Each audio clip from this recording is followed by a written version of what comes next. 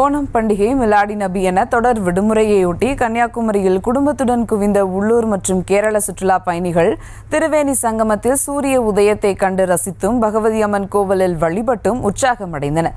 அதன் கூடுதல் விவரங்களை எமது செய்தியாளர் ஆனந்த் வழங்க கேட்கலாம். வணக்கம் ஆனந்த், விவரங்கள். வணக்கம் சுபா. உலக சுற்றுலா தலங்களில் மிக முக்கிய இடத்தை வைப்பது இந்தியாவின் தென்முனையில் அமைந்துள்ள குமரி சுற்றுலா தலமாகும். இங்கு கடல் நடுவே அமைந்துள்ள விவேகானந்தர் மண்டபம் மற்றும் திருவள்ளுவர் சிலை சுற்றுலா படகு சவாரி செய்து கண்டு ரசிப்பதற்காகவும், அதே போல் கடலில் சூரிய உதயம் மற்றும் மறையும் காட்சிகளை கண்டு ரசிப்பதற்காகவும் உலகின் பல்வேறு பகுதியில் இருந்து ஏராளமான சுற்றுலா பயணிகள் குமரிக்கு தினந்தோறும் வருவது வழக்கமாகும்.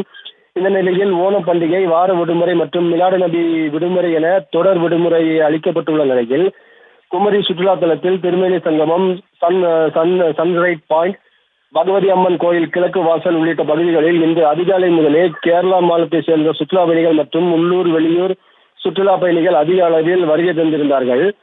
குமரி கடல் பகுதியில் மேகமூட்டம் இல்லாத காரணத்தினால் கடலில் சூரியன் உதயமாகும் காட்சி மிக தெளிவாக தெரிந்ததால் சூரிய உதயத்தை கண்ட சுற்றுலா பயணிகள் பரவசமடைந்தனர். மேலும் சூரிய உதயத்தை புகைப்படம் செல்ஃபி எடுத்து மகிழ்ச்சி அடைந்ததோடு தங்கள் குடும்பத்தினர் நண்பர்களுடன் குமரி கடல் பகுதியில் உள்ள படித்துறை, சன்ரைஸ் பாயிண்ட் பகுதியில் கடலில் குளித்தும் அலைகளோடு விளையாடியும் ஆனந்தமடைந்தனர். குமரிக்கு சுற்றுலா பயணிகள் வருகை நேற்றோடு இன்று அதிகரித்துள்ளதால் குமரியை சார்ந்த வியாபாரிகள் மகிழ்ச்சி அடைந்துள்ளனர். விவரங்களுக்கு நன்றி ஆனந்த். செய்திகளை உடனுக்குடனும் துல்லியமாகவும் தெரிந்து கொள்ள சப்ஸ்கிரைப் பண்ணுங்க.